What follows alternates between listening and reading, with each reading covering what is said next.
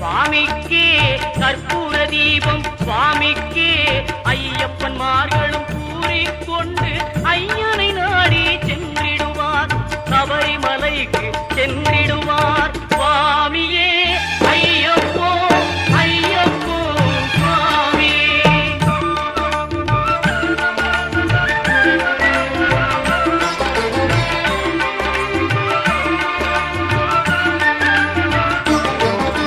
கார்த்திகை மாதம் மாலை அணிந்து நேர்த்தியாகவே விரதம் இருந்து